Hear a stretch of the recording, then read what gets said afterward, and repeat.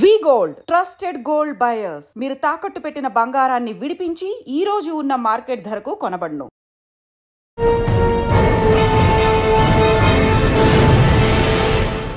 Sir, మీ సర్వీస్లో typical కేసులను చూసారు, ఇంత దారుణంగా ఈ విధంగా కూడా ఎక్స్పోర్ట్ చేయొచ్చు అన్నది చేస్తారు సార్. యానస్లో కూడా పెట్టుకుని తీసుకొస్తారు. దాన్ని ఎలా చెక్ చేస్తారు? దాన్ని ఒక కట్టెన్ వెనకాలకి తీసుకెళ్ళి ఆయన కూర్చోబెట్టి పెట్టిస్తారు. యానస్లో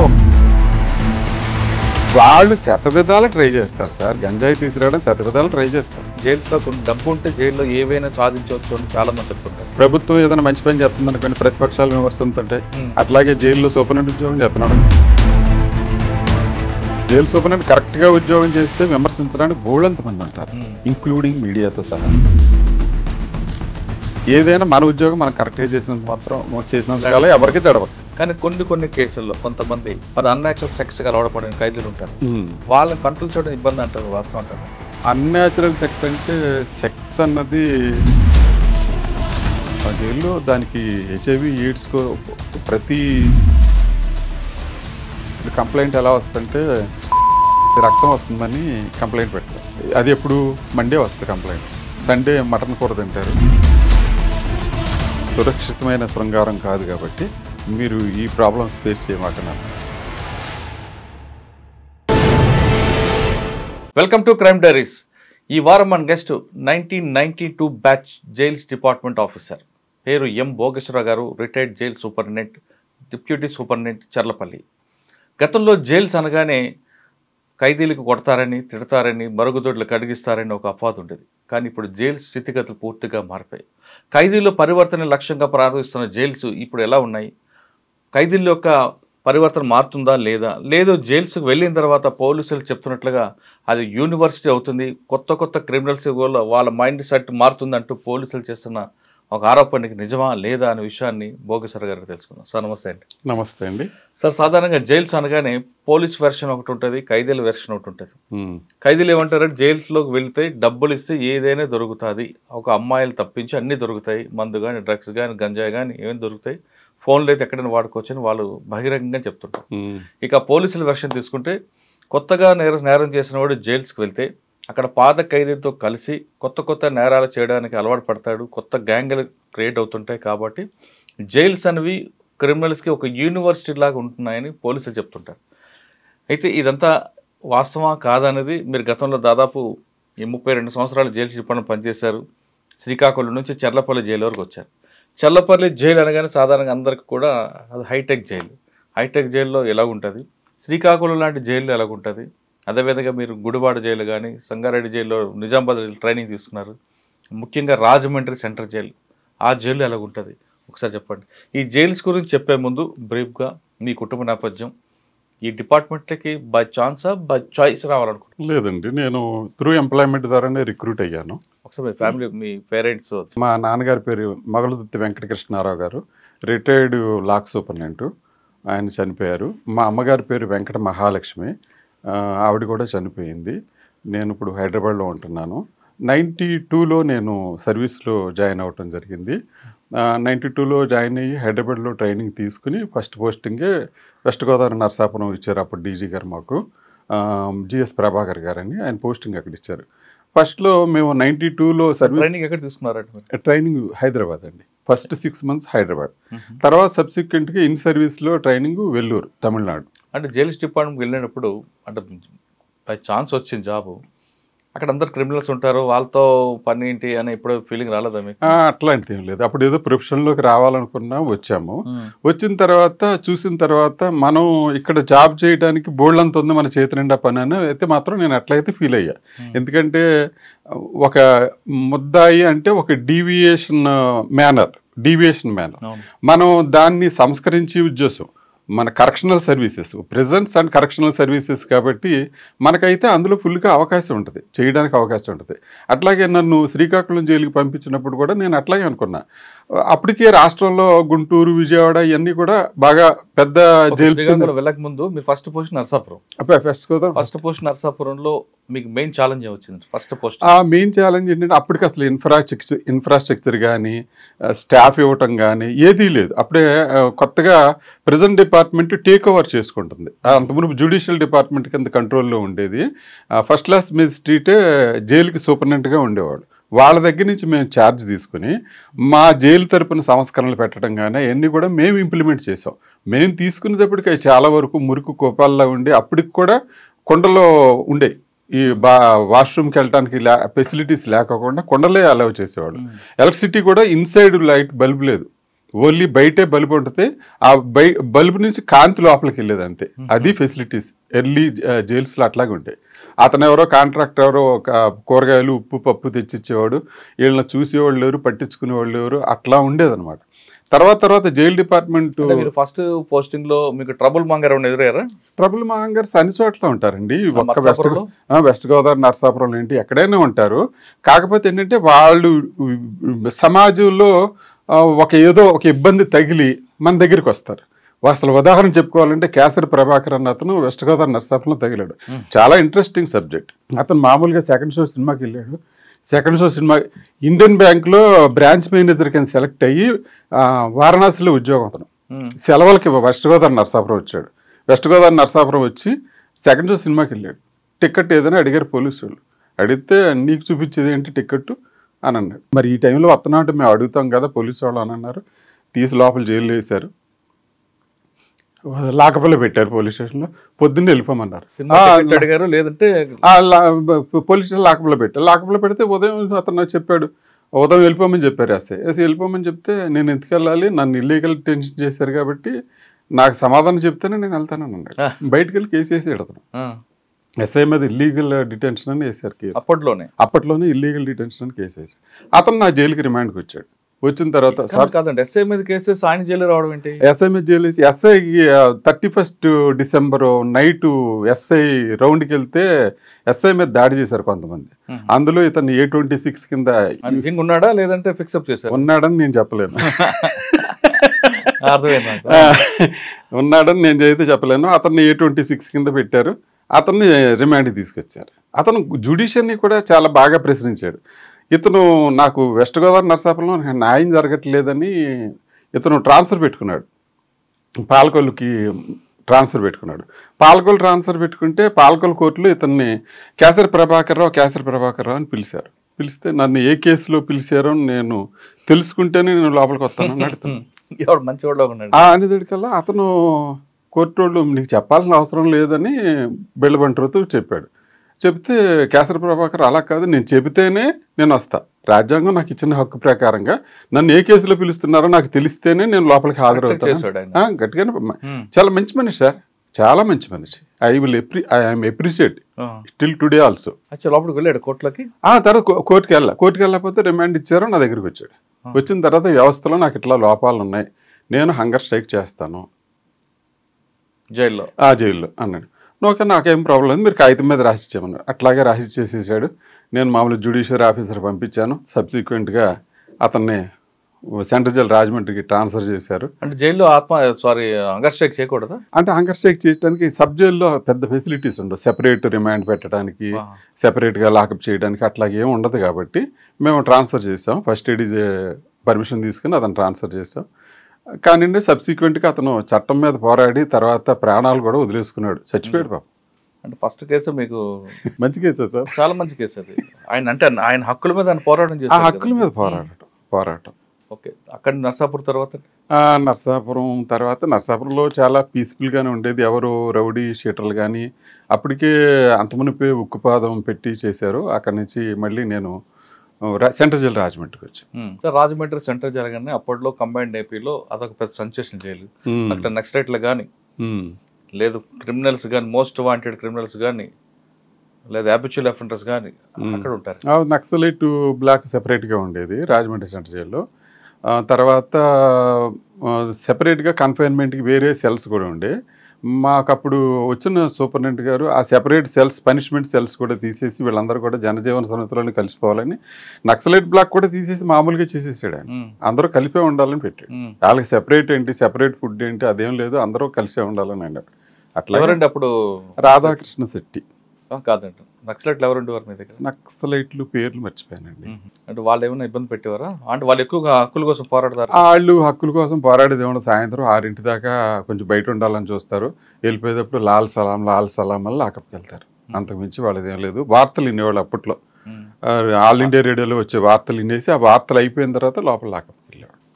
కానీ ఎప్పుడు మీకు ఇబ్బంది పెట్టలేదు? ఎప్పుడు ప్రాబ్లమేటిక్ పెట్టలేదు. అక్కడ ఎవరైనా ట్రబుల్ మాంగర్ ఉన్నారా? రాజమండ్రి సెంట్రల్ జైల్లో మాకు ఎవరు ట్రబుల్ మాంగర్ లేరు. అయినా అప్పుడు నేను ఎస్ఐ క్యాడర్, సూపరింటెండెంట్ క్యాడర్ వేరే ఉంటారు కాబట్టి నేను ఒక ఎస్ఐ క్యాడర్ అక్కడ. రోజుకి ఎన్ని రౌండ్స్ చేస్తారండి మీరు లోపలండి? ఉదయం అల్లాకి ఇంకోసారి వెళ్తారు. అసలు సాధారణంగా జైలు నిబంధనల ప్రకారం ఎన్ని గంటలకు ఓపెన్ చేస్తారు, ఎన్ని గంటలకు క్లోజ్ చేస్తారు? బిఫోర్ 6 అండి. బిఫోర్ 6, 5:40 కల్లా మేమంతా స్టాఫ్ అందరూ అక్కడికి వెళ్ళాలి. మేము వెళ్ళిన తర్వాతే అక్కడ ఓపెన్ చేస్తారు.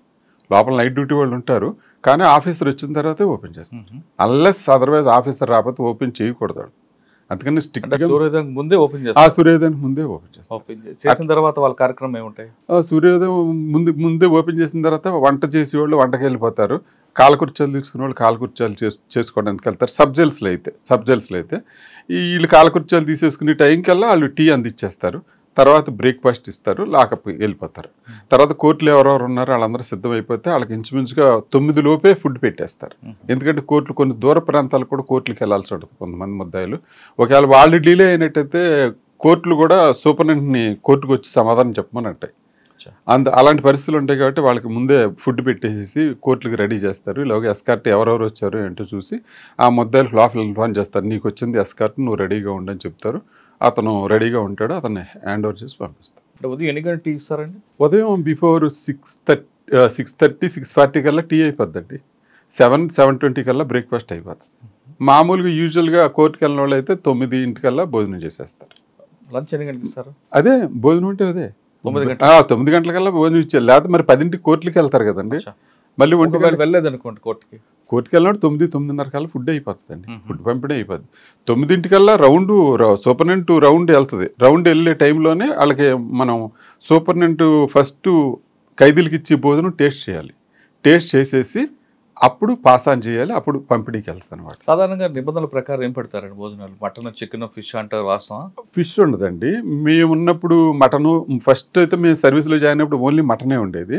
తర్వాత అసలు మా ఆఫీసర్స్ దాని మీద చాలా శ్రద్ధ తీసుకున్నారంటే, ఎంత శ్రద్ధ తీసుకున్నారంటే బయట ప్రపంచానికి కూడా తెలియదు. ఒక రకంగా చెప్పాలంటే సన్ఫ్లవర్, మేము కొనే సన్ఫ్లవర్ ఆయిల్ కల్తీ దొరుకుద్ది, ఖైదీలకి అనారోగ్యం జరుగుద్దని అనంతపురం జైల్లో గ్రౌండ్ నట్ ఆయిల్ మిషనరీ పెట్టారు. అప్పటికప్పుడు డీజీ గారు డెసిషన్ తీసుకుని 35 లక్షల రూపాయలు పెట్టి మెషిన్ పెట్టి గ్రౌండ్ నట్ ఆయిల్ ఆడిచ్చి రాష్ట్రం అంతా సప్లై చేయడానికి పెట్టారు. ఎందుకంటే ఫస్ట్ మేము 15 కేజెస్ టిన్స్ కొనేవాళ్ళం, అగ్మార్క్ చూసేవాళ్ళం. వాటిలో అడల్ట్రేషన్ జరుగుద్దని మళ్ళీ 1 లీటర్ పోచెస్ తీసుకునేవాళ్ళం. 1 లీటర్ పోచెస్ అయితే అడల్ట్రేషన్ ఉండదని. దాని తర్వాత ఫెడ్కా నుంచి తీసుకోవాలని చూసాం. ఫెడ్కా నుంచి తీసుకుంటే అది కూడా కొంచెం పేపర్లో దాని మీద కూడా కొంచెం సరిగ్గా జరగట్లేదని వచ్చింది. దాని తర్వాత అది కూడా మానేసి సొంతంగా మిల్లు పెట్టి వీళ్ళకి మంచి ఆయిల్ పంపించాలి, ఎందుకంటే అనారోగ్యం జరగకూడదని. అందుకని సాధారణంగా ఉదయం నుండి వారం రోజులు మెనూ ఉంటుంది కదా, మెనూ ఏం చెప్తుంది? సోమవారం ఏంటి, మంగళవారం ఏంటి, బుధవారం ఏంటి? సోమవారం కందిపప్పు అండి, మంగళవారం శనగపప్పు, బుధవారం పెసరపప్పు, అట్లా 3 పప్పులు రొటేషన్. మళ్ళీ గురువారం, శుక్రవారం, శనివారం అట్లా మళ్ళీ రొటేషన్ అవుతుంది. ఒక సండే ఏమో ఫస్ట్లో నేను సర్వీస్లో జాయిన్ అయినప్పుడు మటన్ ఒకటే పెట్టేవాళ్ళు, చికెన్ ఉండేది కాదు. తర్వాత మటన్ వల్ల మళ్ళీ కొలెస్ట్రాల్ పెరిగి మళ్ళీ వాళ్ళ ఆరోగ్యం దెబ్బతిని హార్ట్ అటాక్లు వస్తున్నాయని వీళ్ళందరూ కూడా డిసైడ్ చేసుకుని ఒక వారం మటన్, ఒక వారం చికెన్ పెడుతున్నారు. పాలు ఎప్పుడు ఇస్తారండి? స్వీట్స్ కానీ పాలు అంటే స్పెషల్ డైట్ కింద ఎవరికైనా టీబీ రోగులు కానీ వాళ్ళకి కానీ ఇస్తారు. అంతేగాని పాలు స్పెసిఫిక్గా ఖైదీలకు ఎవరు. అనారోగ్యం కలిగి డాక్టర్ రికమెండ్ చేస్తే కోడిగుడ్డు మెనూలు తర్వాత ఏం చేశారంటే బుధవారం కోడిగుడ్డు మెనూలో చేంజ్ చేశారు. మేము సర్వీస్లో ఉన్నప్పుడు లేదు కోడిగుడ్డు, తర్వాతే మెనూలో ఇంప్లిమెంట్ చేశారు.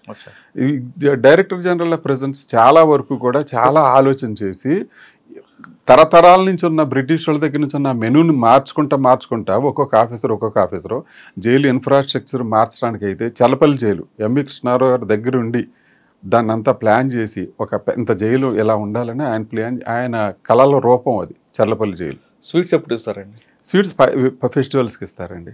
ఫెస్టివల్స్కి ఇస్తారు. ప్రిస్క్రైబ్డ్ ఫెస్టివల్ ఉంటుంది. ఆ ఫెస్టివల్లో 200 గ్రాములు లడ్డు తయారు చేసి ఇస్తారు. కానీ బయట నుంచి ఫుడ్ తెచ్చుకోవచ్చు, డబ్బులు ఇస్తే బిర్యానీ కూడా దొరుకుతుంది అంటారు, వాస్తవం? లేదండి, ఎట్లా చేస్తారు, ఎట్లా అవుతుంది? ఎన్నో దాటి లోపలికి వెళ్ళాలి. ఎదర మెయిన్ గేట్ ఉంటుంది, తర్వాత వార్డు లోపల గేట్ ఉంటుంది. ఇన్ని చెక్ చేసింది, ఇన్ని చెకింగ్లో ఎక్కడా లోపల లేకోకుండా ఉండకుండా ఫైనల్గా చేరదు. కానీ కొంతమంది ఖైదీలకి అంటే ఆ యూటీ ప్రిజనర్స్ కూడా వాళ్ళ వంట వాళ్ళు చేసుకోవచ్చు. లేదండి, అలాంటివన్నీ పాత రోజులు, పాత జమానా. అసలు ఇప్పుడు అలాంటి ఎక్కడో కొంతమంది సెలబ్రిటీస్ వచ్చారనుకోండి, నేను జైలు ఫుడ్ తినమంటే అప్పుడు ఏం చేస్తారు? జైలు ఫుడ్ తిన్ను అని అనటానికి ఏమి ఉండదండి. అక్కడ ఏముండదు, అందరితో పాటు కామన్గానే ఫుడ్ తినాలి. అన్లెస్ అదర్వైజ్ కోర్టు నుంచి ఏదైనా ఆర్డర్ తెచ్చుకుంటే ఆ ఫుడ్ అలౌ చేస్తారు. అంటే ఎవరు కోర్టు నుంచి ఆర్డర్ ఎవరికి ఇస్తారు? జగన్మోహన్ రెడ్డి ఉన్నారు, ఎక్స్ సీఎం. ఆయన కోర్టు నుంచి ఇంటి నుంచి ఫుడ్ తెచ్చుకోవడానికి ఆర్డర్ తెచ్చుకున్నాడు, తీసుకుంటాడు అంతే. అంటే కోర్టు ఆర్డర్ ఇస్తే కోర్టు ఆర్డర్ ఇవ్వాలి. అంటే జైల్లోనే వండుతారా బయట నుంచి తెప్పించు? వాళ్ళకి బయట నుంచి అవుట్ సైడ్ ఫుడ్ అలౌ చేశారండి. Court order. సెలబ్రిటీస్ వస్తుంటారు, వాళ్ళు మేము జైలు ఫుడ్ తినం, బయట నుంచి బ్రెడ్ జామ్ తెచ్చుకుంటాం. బ్రెడ్ అలౌడ్ అండి. Bread allowed, banana allowed, apples allowed, అవి అలౌడే. Biscuits allowed. కానీ గంజా, సిగరెట్ అవి ఆ సిగరెట్ మేము వెళ్ళిన సర్వీస్ కొత్తలో అయితే లోపల క్యాంటీన్లో అమ్మేవారు సిగరెట్లు. కానీ సబ్సిక్వెంట్గా అది స్మోక్ ఫ్రీ జోన్ చేసేసారు జైల్స్ని. దానివల్ల లోపల సిగరెట్ తాగకూడదు. ఓకే, సిగరెట్ బీడి తాగ. డబ్బులు ఇస్తే మందు కూడా లోపలికి వస్తుంది అంటారు, వాస్తవం? లేదండి, వాళ్ళు ఎన్నో ప్రయత్నాలు చేస్తారు సార్. గంజాయి తేవడానికి ప్రయత్నం చేస్తారు, మందు తేవడానికి ప్రయత్నం చేస్తారు. వాళ్ళు రకరకాల ప్రయత్నాలు చేస్తారు, అన్ని ప్రయత్నాలు చేస్తారు. ఒకసారి అయితే నేను విజయవాడ జిల్లా జైల్లో ఉండగానే ఒక అతను బిస్లరీ మినరల్ వాటర్ బాటిల్ తెచ్చుకున్నాడు. ఏంటి బాటిల్ ఈడికి టాలీ అవ్వట్లేదు, బిస్లరీ మినరల్ వాటర్ బాటిల్ తాగేవాళ్ళు లేడు, ఏంటి సార్, మేము కూలింగ్ వాటర్ బయటకు వెళ్ళి ఎండలో ఎలా మండిపోతున్నాయి సార్, ఒక బాటిల్ మంచినీళ్ళు తెచ్చుకున్నాం సార్, ఇంకా కొంచెం మిగిలి సార్, లోపల తెచ్చి తాగకూడదా సార్ నన్ను అడిగాడు. ఇలా మాట్లాడుతున్నాడు ఏంటంటే తీరా చూసాడు జిన్ను తెచ్చుకున్నాడా? మీరేం చేస్తారు వాడికి పనిష్మెంట్? అదే వాటితో రాయించుకుని పనిష్మెంట్. అది పనిష్మెంట్ అంటే ఉంటుంది. పనిష్మెంట్ కూడా ప్రిస్క్రైబ్డ్ పనిష్మెంట్లు ఉంటాయి. ఏదో సెపరేటు కన్ఫైన్మెంటు, ఇంటర్వ్యూలు ఆపటం అట్లాంటివి ఉంటాయి. మాన్యువల్లోనే ప్రిస్క్రైబ్డ్. ఆ ప్రిస్క్రైబ్డ్ ప్రకారం రేషన్ కటింగ్ అంత మొలాఖత్ కటింగ్ ఉంటుంది. మొలాఖత్ కటింగ్ ఉంటుంది సార్. ఇప్పుడు మందు దొరకదని మీరు చెప్తున్నారు, కానీ గంజా దొరకదని మీరు చెప్తున్నారు. కానీ మీ ఆఫీసర్లు సడన్ గా రైడ్ చేస్తే గంజా ప్యాకెట్లు దొరుకుతాయి, సెల్ ఫోన్లు కూడా కుప్పలు దొరుకుతుంటాయి. అది ఎలా సాధ్యం ఉంటాయి? సెల్ ఫోన్లు దొరకటం అంటే మనం ఎంత భద్రతాపరంగా ఎన్ని జాగ్రత్తలు తీసుకున్నా వాళ్ళ మెంటాలిటీ ప్రకారం వాళ్ళు చేయాలని చూస్తారు. క్లాస్లో టీచర్ పాఠాలు అందరికీ సమానంగా చెప్తాడు. ఒకటి ఫస్ట్ క్లాస్ వస్తే, ఒకటి సెకండ్ క్లాస్ వస్తే, ఒకటి ఫెయిల్ అవుతాడు, ఒకటి ఆ క్లాస్ కూడా బంకు కొట్టి వెళ్ళిపోతాడు. అందరికీ టీచర్ చెప్పేది ఒకటే కదా, అట్లాగే మేము చెప్పేది కూడా ఒకటే, మేము చేసే పద్ధతి కూడా ఒకటే. కానీ దాన్ని రిసీవ్ చేసుకొనటం కానీ దానికి ఏమైనా కొత్త కోణాలు ఎత్తికేవాళ్ళు కూడా వాళ్ళు ఉంటారు. సమాజంలో ఎట్లా ఉంటారు, సమాజంలో ఉన్న మనుషులే కదా జైలుకి వచ్చేది కూడా. వాళ్ళు సమాజంలో ఎట్లా ట్రై చేస్తారు? ఇప్పుడు ట్రాఫిక్ సిగ్నల్ దగ్గర ఆగాలి, ఆక్కోకుండా జంప్ చేయటం ఎట్లాగా, నెంబర్ ప్లేట్ కనపడుకోకుండా చున్నీ వేయటం ఎలాగా, ఎట్లా చేస్తారు? హెల్మెట్ పెట్టుకోరు, లేకపోతే హ్యాండిల్ పెడతాడు, పోలీస్ కనపడితే హ్యాండిల్ పెడతాడు, నెత్తి తగిలించుకుంటారు. ఎట్లాగా బయట మనుషులు ఎట్లా ఉంటారు, జైల్లో కూడా అట్లాగే ఉంటారు. కానీ ఖైదీలకి పరివర్తన తేడానికి ఉంది కాబట్టి ప్రతి వ్యక్తి మీద మీ ఫోకస్ ఉండాలి కదా? ఉంటుంది. అట్లాగే చేస్తాము. అట్లాగే వీళ్ళకి యోగా నేర్పించడం కానీ, లిటరేచర్ అక్షరాలు నేర్పడం కానీ ఇవన్నీ చేస్తాం. అన్నిటికీ ప్రణాళిక. ఎక్కడి నుంచి దొరుకుతాయండి సెల్ ఫోన్లు అంటే ఇంక అన్నిటికీ ఒకసారి. ఇప్పుడు మీకు ఎట్లా అంటే చెప్తా. ఒకడెవడో కాల్గేట్ టూత్ పౌడర్ పట్టుకొచ్చాడు. టూత్ పౌడర్ ఎవరు వాడలేదు ఎప్పుడు, కాల్గేట్ టూత్ పౌడర్ ఎలా వచ్చింది అని మేము చూసి ఇట్లా అనేదికల్లా వీ ఫీల్ సమ్ డిఫరెన్స్. ఏంటని తీరా చూస్తాడు, అందులో గంజాయి ఉంది. గంజాయి మరి కాల్గేట్ టూత్ పౌడర్ కదా వాళ్ళు పంపించేస్తే అయిపోద్ది కదా. బ్రెడ్ కూడా ఏం చేస్తారంటే, బ్రెడ్ పంపించినా కానీ వాళ్ళు ఏమైనా చేస్తారని ఇలా నొక్కి ప్రెస్ చేసి పంపిస్తాం. బ్రెడ్లో కూడా చేస్తారు. బ్రెడ్ అనే బిస్కెట్ ప్యాకెట్ ఉందనుకోండి, బిస్కెట్ ప్యాకెట్లో కట్ చేసేసి లోపల 2-3 బిస్కెట్లు తీసేసి లోపల పెట్టేసి పైన పెవికాలతో పెట్టి అంటించి పంపిస్తారు. మేము మళ్ళీ అది చూడాలి చక్కగా, ఏం బరువు తేడా ఉందా లేదా. ఇన్ని జాగ్రత్తలు తీసుకుంటేనే కానీ మీలాంటి వాళ్ళ దగ్గర మేము సమాధానం చెప్పలేం. కానీ సెల్ ఫోన్లో సాక్స్లోని షూస్లో కూడా పెట్టుకుని వస్తుంటారు కదా సార్ ఎయిర్పోర్ట్లోనే జరుగుతుంటాయి సార్. ఎయిర్పోర్ట్ కూడా మీరు పకడ్బందీగానే ఉన్నదే వ్యవస్థ, జైలు లాగానే పకడ్బందీగా ఉన్న వ్యవస్థ. ఎయిర్పోర్ట్లో వచ్చిన దానికి కూడా అట్లాగే ఉంటుంది. మనం శతవిధాలా మనం ట్రై చేస్తాం, వాళ్ళు శతవిధాలా ట్రై చేస్తాం లోపల రావడానికి. లోపల రావడం. కానీ కింద చుట్టుపక్కల ఉన్న కొంతమంది సిబ్బంది సహకారం లేకుండా జరగదనేది. సిబ్బంది అంటే సిబ్బంది కూడా బయట జనం నుంచి సమాజం నుంచి వచ్చిన వాళ్ళే కదా సార్, వచ్చిన వాళ్ళే. కానీ ఏంటంటే వాళ్ళ మీద మేము పర్యవేక్షణ అయితే ఉంటుంది. ఎందుకనంటే తప్పు కింద సిబ్బంది చేసినా కానీ పైవాళ్ళ రెస్పాన్సిబిలిటీ, పైవాళ్లే సమాధానం చెప్పుకోవాలి. కాబట్టి నిరంతరం మా జాగ్రత్త అయితే మేము తీసుకుంటాం. కానీ జైల్లో ఉన్న సిబ్బంది ఎక్కువ ములాఖాతుల దగ్గరే ఎక్కువ పనిచేయడానికి ఇష్టపడతారు, గేట్ల దగ్గర పనిచేయడానికి ఇష్టపడతారు. కానీ రౌండ్స్లో కానీ లోపల కానీ సెంట్రిక్ కానీ ఎక్కువ ఇష్టపడరు అంటారు. ఎందుకంటే నాకైతే ఇప్పుడు వరకు అలాంటిది ఏం తగల. ములాఖాత డబ్బులు వస్తాయన్నా? నాకైతే అలాగే ఏం తగల. అంటే మా దగ్గర కూడా రాస్టర్ ఉంటుంది. రాస్టర్ ప్రకారం ఇవాళ గేట్ చేస్తే లోపల రౌండ్ ఉంటుంది, ఓ రోజు డే అయితే ఒక రోజు నైట్ ఉంటుంది. ఆ రాస్టర్ ప్రకారం చేస్తాం. మనం రాస్టర్ ఎప్పుడైతే దాన్ని డీవియేషన్ చేసామో కింద స్టాఫ్ మళ్ళీ ప్రశ్నించడానికి అవకాశం ఉంటుంది. రాస్టర్ డీవియేషన్ చేయకోకుండా ఉంటే దానికి అట్లా ఏం ఆడటానికి ఉండదు కదా. ఓకే సార్, మీ సర్వీస్లో టిపికల్ కేసులను చూసారు. ఇప్పుడు మీరు చెప్పారు బిస్కెట్ ప్యాకెట్లో గంజాయి, అటువంటి ఏమన్నా ఇంత దారుణంగా ఈ విధంగా కూడా ఎక్స్పోర్ట్ చేయొచ్చు అన్నది? చేస్తారు సార్. యానస్లో కూడా పెట్టుకుని తీసుకొస్తారు. మేము మళ్ళీ కూర్చోబెట్టి యానస్లో కూడా పెట్టుకుని తీసుకొస్తాం. యానస్లో కూడా పెట్టుకుని తీసుకొస్తాం. దాన్ని ఎలా చెక్ చేస్తారు? దాన్ని ఒక కర్టెన్ వెనకాలకి తీసుకెళ్ళి ఆయన కూర్చోబెట్టి బయట తీస్తారు. యానస్లో ఒక ప్యాకెట్లో పెట్టుకుని దారం బయట పెట్టుకుంటాడు. ఆ దారం పెట్టుకుని లాగితే అది బయటకు వచ్చింది. అటువంటి సంఘటన ఎదురయ్యా మీకు? మీకు ఎలా తెలుస్తుంది వాడు యానస్లో అది ఉందని? నడక తేడా తెలుస్తుంది, వాడి బిహేవియర్ తెలుస్తుంది. లోపల వాళ్ళు శతవిధాలు ట్రై చేస్తారు సార్. గంజాయి తీసుకురావడం శతవిధాలు ట్రై చేస్తారు. అందులో అనుమానం లేదు. కొంతమంది స్టేడియం నుంచి స్టేడియం అంటున్నా జైలు బయట నుంచి బాల్ ద్వారా బాల్ ద్వారా వేస్తారు. మేము పట్టుకోవడానికి మధ్యాహ్నం మామూలుగా సాధారణంగా అవన్నీ కూడా లంచ్ బ్రేక్ టైంలో జరుగుతూ ఉంటాయి.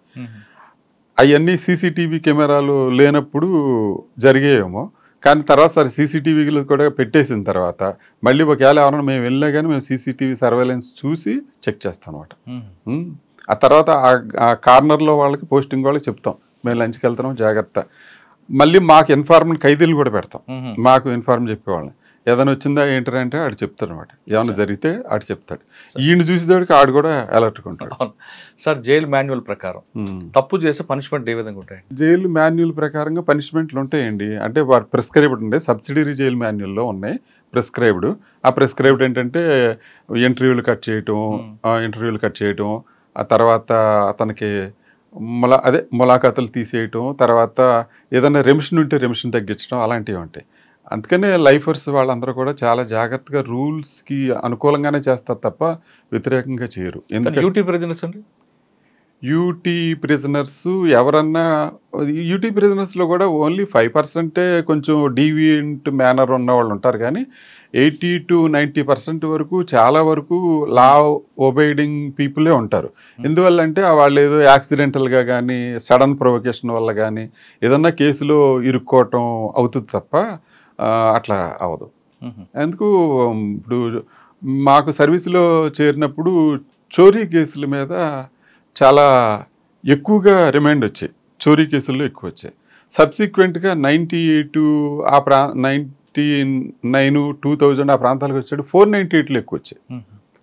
ఆ ఫ్యామిలీ మొత్తం కేసుల్లో పెట్టేవాళ్ళు, ఫ్యామిలీ మొత్తాన్ని కేసులో పెట్టేవాళ్ళు.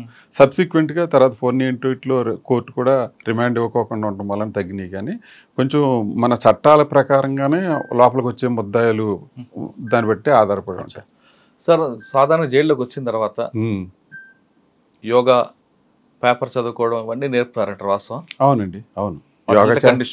యోగా చేస్తారు. అసలు ఒక్కొక్క డిఏజీ అయితే డిఏజీ గారు అయితే ఫిజికల్ పీరియడ్కి బాగా ఇంపార్టెన్స్ ఇచ్చేవారు. వాళ్ళకి లెఫ్ట్ రైట్ చెప్పడం కానీ వాళ్ళ మూమెంట్ చేయడం కానీ అట్లా కూడా చేయించేవాడు. ఎందుకనంటే వాళ్ళు అందులో కనుక ఎంగేజ్ చేసి వాళ్ళకి యోగాలో కనుక పెట్టినట్టయితే వాళ్ళకి మిగతా డీవియేషన్ ఆలోచనలు అయితే ఉండకోకుండా ఉంటాయి. లేకపోతే idle men's brain is devil's workshop అని అట్లా అదొక ఫేమస్ ప్రోవర్బ్. కాబట్టి అట్లా కాకుండా ఉండాలనే ఈ తాపత్రయం అంతా. జైల్లోకి కొత్తగా ఒక వ్యక్తి వచ్చారు, ఏదో మీరు అన్నట్లుగా 498లోనో లేదంటే రోడ్ యాక్సిడెంట్లోనో అంతవరకు నేరం చేయని వ్యక్తి ఫస్ట్ టైం వచ్చినప్పుడు ఆయన తీసుకువెళ్ళి మీరు పాత నేరస్తుల మధ్యన పెడతారా లేదా సెపరేట్ పెడతారా? లేదు ముందుగా ఆయన మూవ్మెంట్స్ అబ్జర్వేషన్ చేసి క్వారంటైన్ అసలు ఎలాగుంటదండి? ముందు సెంట్రల్ జైల్లో పెద్ద జైల్స్ ఉన్నాయనుకోండి, క్వారంటైన్ ఉంటుంది. సాధారణంగా రాగానే పుట్టుమచ్చలు చూస్తారట వాస్తవం? అవునండి, అది వెరిఫై చేయాలి. లేకపోతే ఇప్పుడు కోర్టులో ఒక అతను వారెంట్ ఇచ్చారు, పుట్టుమచ్చలు ఇచ్చారు, వారెంట్ ఇచ్చారు. అతను కోర్టు నుంచి మన జైలుకి వచ్చేటప్పుడు ముద్దాయి మారిపోతే, కోర్టు నుంచి మన జైలుకి వచ్చేటప్పుడు ముద్దాయి మారిపోతే, వేరేవాడు ఎవరో జైలుకి వచ్చేస్తే, అందుకని మనం అన్ని వెరిఫై చేయాలి. సాధారణంగా డీప్గా చెప్పండి సార్, ఖైదీ లోపలికి అడ్మిన్ బ్లాక్ లో తీసుకొచ్చిన తర్వాత అండ్ వెరిఫికేషన్ ఎలాగుంటుంది, ఏ బ్లాక్ కి ఎలా కేటాయిస్తారండి? లేదు, అతను మామూలుగా మేము 2-3 మాటలు అతనితో మాట్లాడేటప్పటికి మాకు కొంచెం అర్థం అవుతుంది. మామూలుగా మాకు సైకాలజీ, క్రిమినాలజీ మీద కూడా సబ్జెక్టులు ఉన్నాయి. తమిళనాడు వెల్లూరులో అందరూ ట్రైన్ అయ్యి ఉంటారు.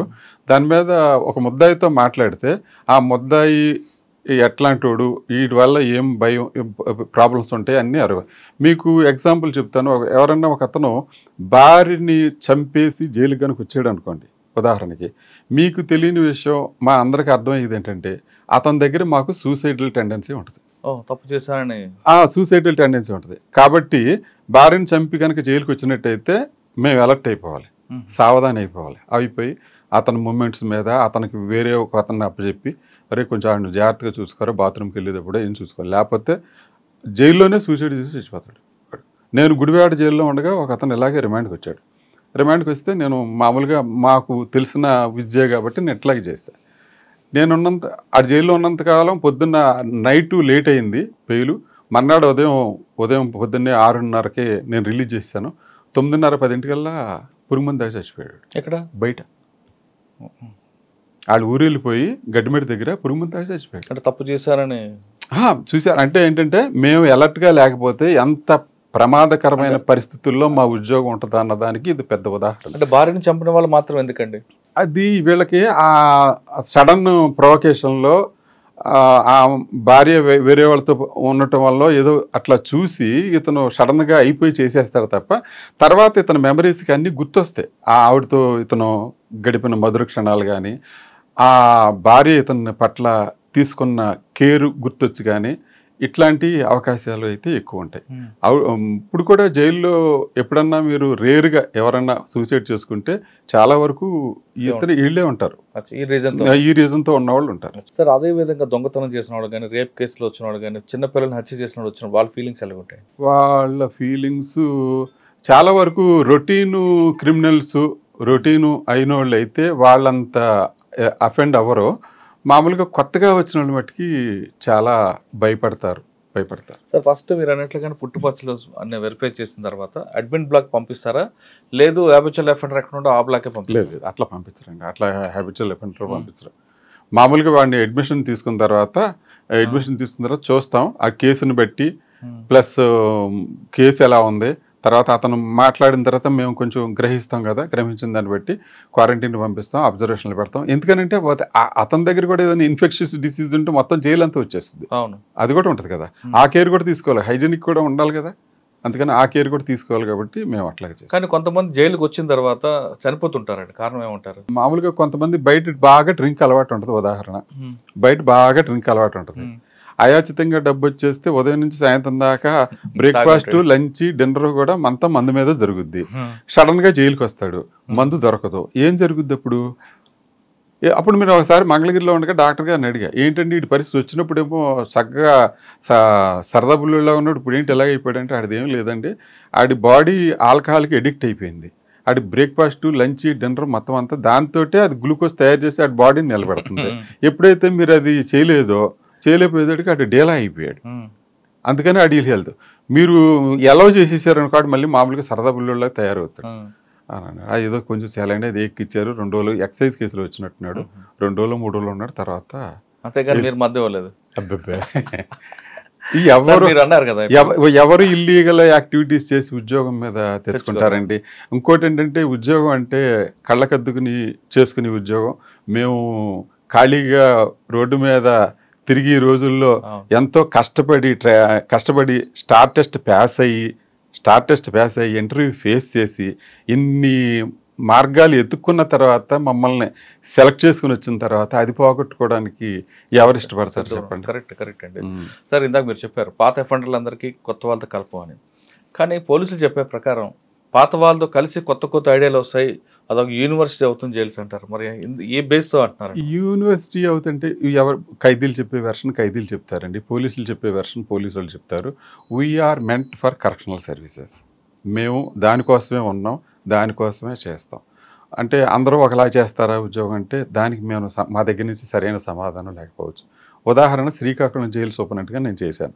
నా టెన్యూర్లో రోజుకు 2000 రూపాయలు ఖరీదైన కూరగాయలు మార్కెట్లో అమ్మి గవర్నమెంట్కి జమ చేసేవాడు. మెయిన్ రోడ్డు మీద స్టాల్ ఉండేది, ఖైదీల స్టాల్ ఉండేది మెయిన్ రోడ్డు మీద.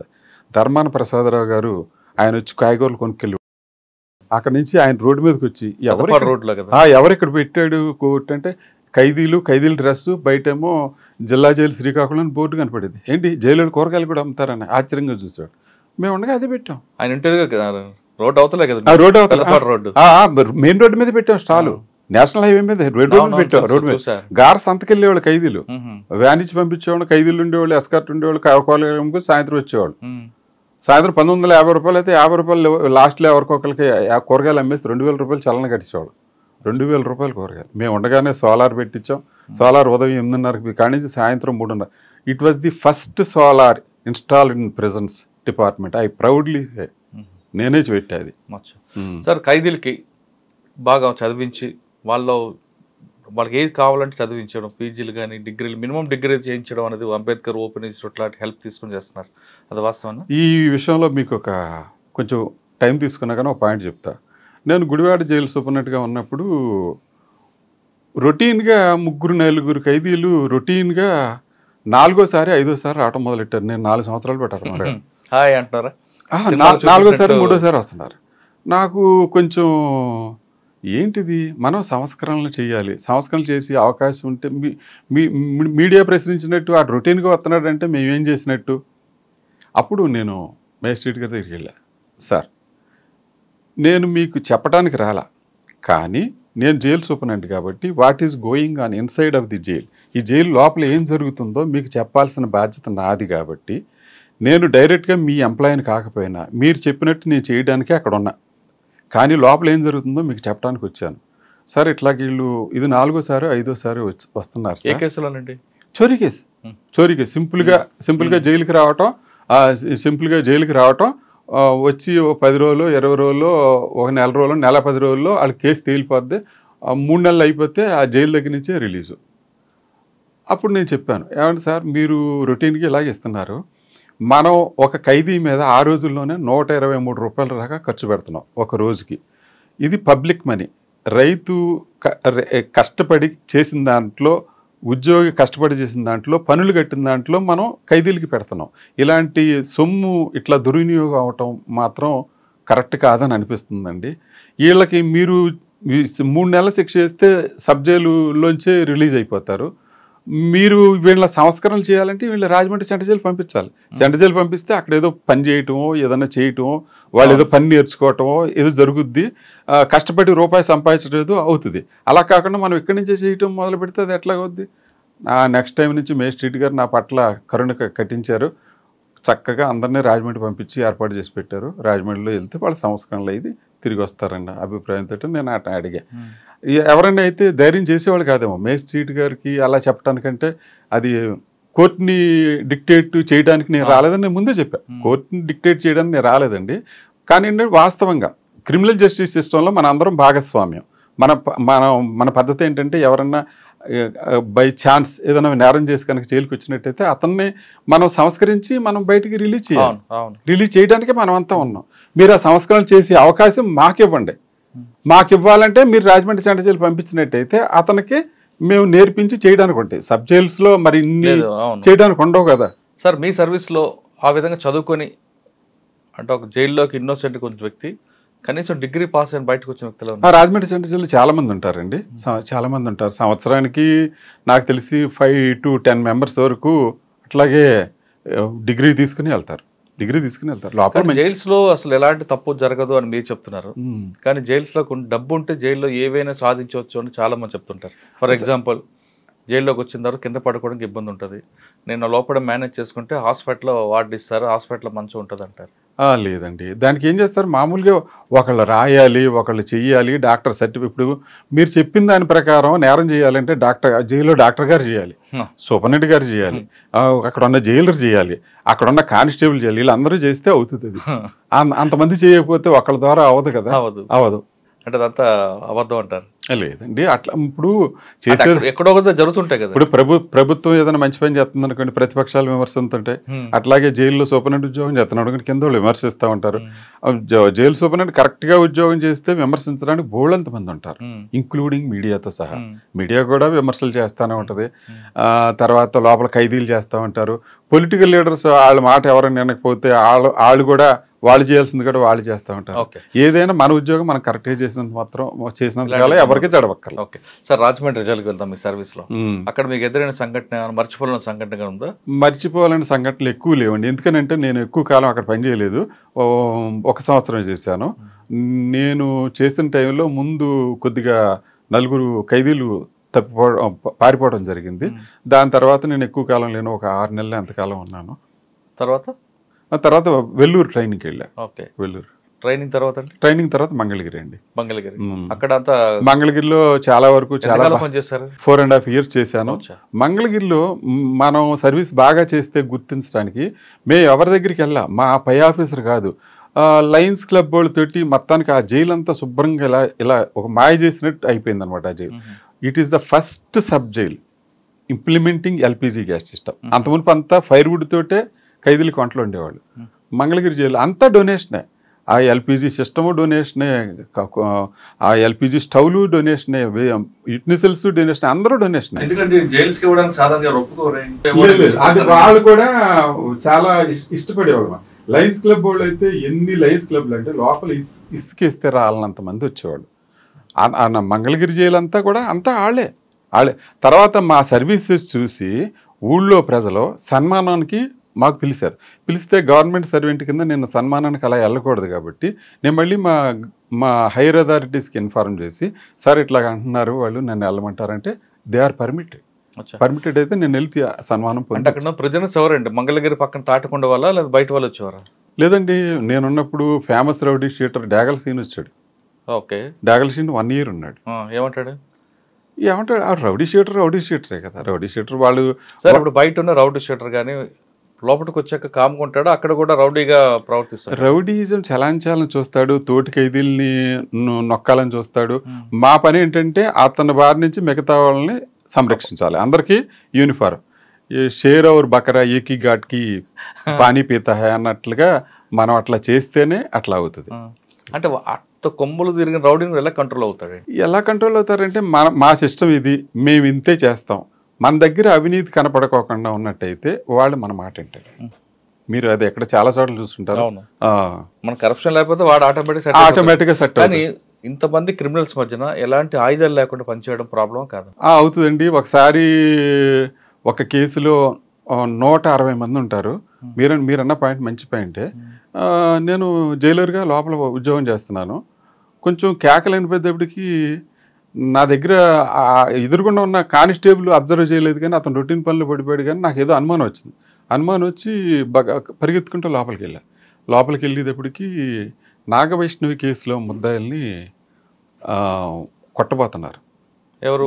విజయవాడలో నాగవైష్ణవి మర్డర్ కేసులో ముసలాయన కదా, పిల్లని చంపేశారు. అవునండి, ఐడియా ఉంది. చంపేశారు. వాళ్ళ మీద దాడి చేస్తున్నారు. బాగా లోపలికి వెళ్తే ఇటు 160 మంది, ఇటు 160. నేను ఒక్కడే వెళ్ళాను. జైలర్ గారు వస్తున్నారు, జైలర్ గారు యూనిఫామ్లో ఉండేదికల్లా వాళ్ళంత దూరంగా వెళ్ళగలిగారంటే మనం ఎంత బాగా ఉద్యోగం చేస్తే వాళ్ళు అంత దూరంగా బాగా వెళ్ళారు. నిజంగా వాళ్ళ మధ్యలోకి వెళ్ళి తీసుకొచ్చారు. తర్వాత ఇదే సబ్జెక్ట్ మీద కోర్టు కూడా నన్ను పిలిచింది. వీళ్ళని రాజమండ్రి సెంట్రల్ జైలు ట్రాన్స్ఫర్ చేస్తున్నారంటే ఎందుకు ట్రాన్స్ఫర్ చేస్తున్నారని అడిగారు. వాళ్ళకి థ్రెట్ ఉంటే మేము చేస్తామండి, ఇక్కడికంటే కూడా రాజమండ్రిలో కొంచెం బాగా ఉంటుంది, ప్లస్ వాళ్ళకి ఇప్పుడప్పుడే విచారం లేదు కాబట్టి అక్కడ పంపిస్తామన్నా. మీకు అలాంటి సంఘటనలు ఏమైనా జరిగినాయి అని నన్ను అడిగారు. అడిగితే నేను చెప్పా, ఇదే సంఘటన మీకు చెప్పిన సంఘటన నేను చెప్పా, ఇలాగే జరిగిందండి. అప్పుడు నేను వెళ్ళి అడ్డం ఉంటే నేను చేతులు పెట్టి బయట తీసుకొచ్చా. అప్పుడు తర్వాత వార్డర్ గమనించాడు, జైలు గారు ఎవరిని తీసుకొస్తున్నారు. అంటే ఆ అమ్మాయి కాకుండా చిన్నపిల్ల మీద అత్యాచారం కానీ హత్యలు చేసిన వాళ్ళ మీద కొడుతుంటారంటారు. లేదు లేదు మనం మీరు కాదండి, మిగతా అంటే వాళ్ళ అందుకనే మేము సెపరేట్గా పెడతా ఉంటాం. ఇప్పుడు సపోజ్ ఒక ఏసీబీ కేసులో ఒక సర్కిల్ ఇన్స్పెక్టర్ రిమాండ్కి వచ్చాడు, ఉదాహరణ మీకు తెలిసినట్టు, మీకు తెలియటానికి అని నేను ఆ ఉదాహరణ చెప్పాను. ఇప్పుడు అతన్ని జైల్లో పెడితే ఎలా ఉంటుంది, మిగతా ముద్దాయిలతో పాటు కలిపి పెట్టాం అనుకోండి, ఏమనిపిస్తుంది మీకు? వాళ్ళందరూ కలిపి ఈ సిఐ గారిని మీదకి దాడికి వస్తారు. ఇప్పుడు సిఐ గారి మీద దెబ్బ తగిలితే మళ్ళీ మాకే కదండి ఇబ్బంది. అందువల్ల ఏం చేస్తామంటే మేము కూడా చూసి ఇతన్ని ఎక్కడ పెట్టాలో చూసి దాన్ని సెపరేట్గానే పెడతాం. దానికి వేరే వాళ్ళు వేరే అర్థాలు తీసి సిఐ గారు కాబట్టి అన్ని వేరే పెట్టారని అనుకుంటారు, కానీ ఇంటెన్షన్ అయితే ఇట్లా, ఇంటెన్షన్ అయితే ఇదే. కానీ కొన్ని కేసుల్లో కొంతమంది అది అన్యాచురల్ సెక్స్కి అలవాటుపడిన ఖైదీలు ఉంటారు, వాళ్ళని కంట్రోల్ చేయడం ఇబ్బంది అంటారు, వాస్తవం అంటారా? అన్యాచురల్ సెక్స్ అంటే సెక్స్ అన్నది అది హ్యూమన్లో భాగం. అది బయట ఉన్న జైల్లో ఉన్న ఎక్కడైనా దానికోసం జస్ట్ లైక్ ఫుడ్ లాగానే వాళ్ళ ప్రయత్నం వాళ్ళు చేస్తూ ఉంటారు. కాబట్టి అది చేస్తే దానివల్ల ప్రాబ్లం అవుతుంది అన్న దాని మీద మేము అవేర్నెస్ ప్రోగ్రాంలు పెడతాం జైల్లో. దానికి హెచ్ఐవి ఎయిడ్స్ ప్రతి జైల్లోనూ ఒక యూనిట్ ఉంటుంది. ఆ యూనిట్ ప్రకారంగా వీళ్ళని స్క్రీనింగ్ పంపిస్తాం.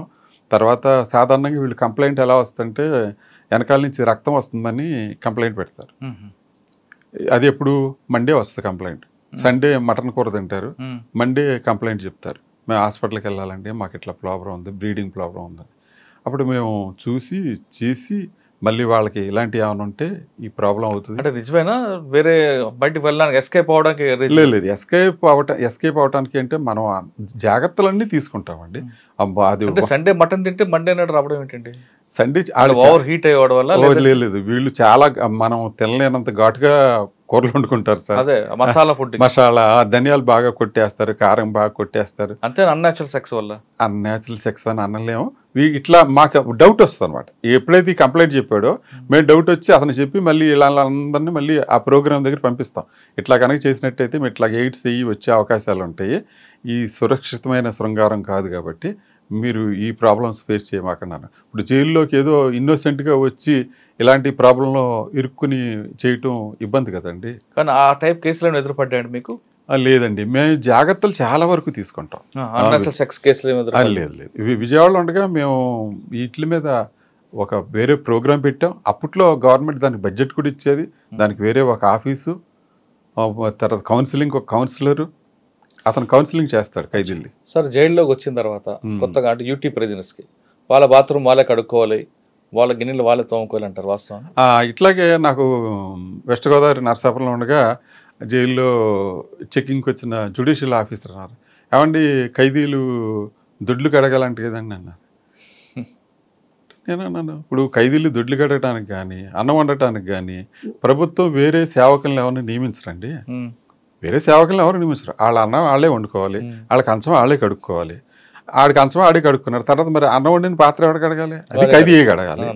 కూరగాయలు ఎవరు కొయ్యాలి? ఖైదీలేకి కొయ్యాలి. లిటర్కి వెళ్తారు, ఎవడో సరిగ్గా క్లీన్ చేయకుండా వస్తాడు, ఎవరో ఒకడు ఉండి క్లీన్ చేసి రావాలిగా. ఖైదీల పనులు ఖైదీలు చేసుకోవాలి, బయట వాళ్ళు ఎవరు వచ్చి చేయరు.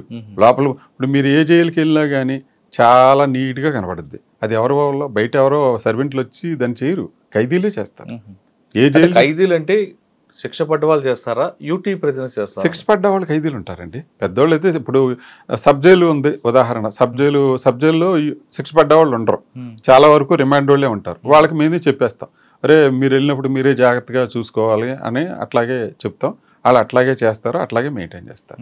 కొన్ని చోట్ల మట్టికి తోటీలు ఉంటారు, కొన్ని మేము సబ్ జైలు నర్సాపురంలో తోటి ఉండేవాడు. ఆ తోటి తర్వాత అతను అది వాళ్ళు జ్యుడిషియల్ అపాయింట్ చేస్తారు.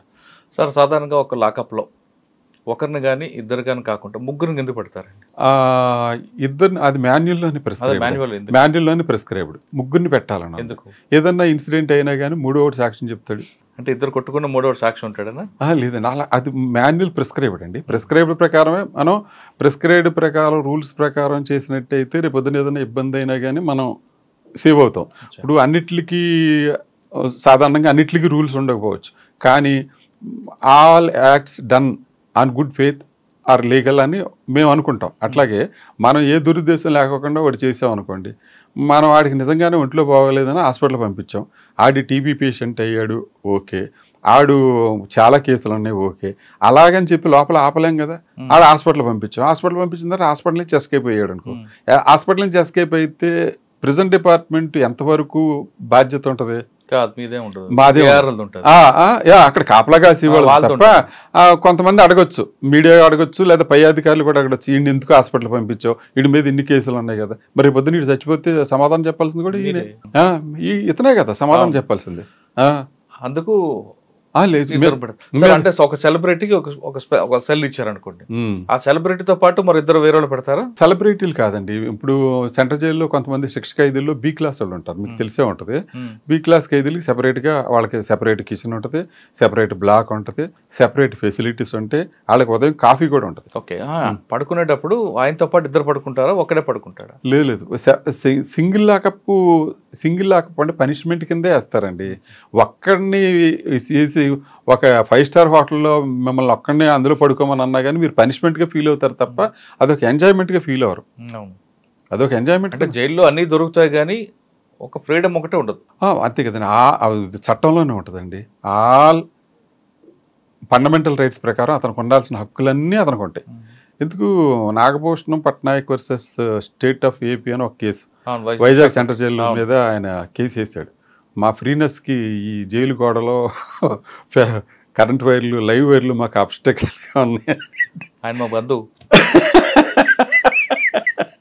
నాగభూషణ పట్నాయక్ గారు. నాగభూషణ పట్నాయక్ బాబు, నీకు అది కట్టేలు అవుతున్నమాట వాస్తవమే, కానీ జైలు గారు ఆయన ఉద్యోగం, ఆయన పెళ్ళంబెట్టల కోసం ఆయన ఉద్యోగం ఆయన చేసుకోవాలి కదా, గోడలు కట్టుకొని సెక్యూరిటీ నాయకుడు అంటే నేను అంటున్నాను కాదు, కానీ ఆ వాల్యూస్ ఉన్న వాళ్ళు నాకైతే తగ్గిపోయారు. అంటే అన్ని వర్గాల్లో తగ్గిపోయారు, మన జనరేషన్లో తగ్గిపోయారు, ఇప్పుడు తగ్గిపోయారు.